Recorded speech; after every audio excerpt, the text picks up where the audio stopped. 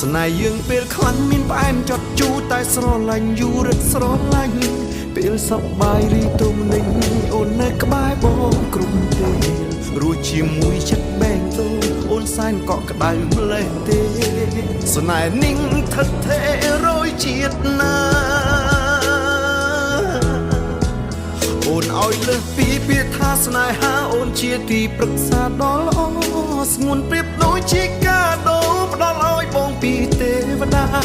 ជាបុណ្យពីបុព្វេជួបមនុស្សល្អក៏ប្រាថ្នាសន្យាគ្នាណាយើងកាន់ដៃគ្នារហូត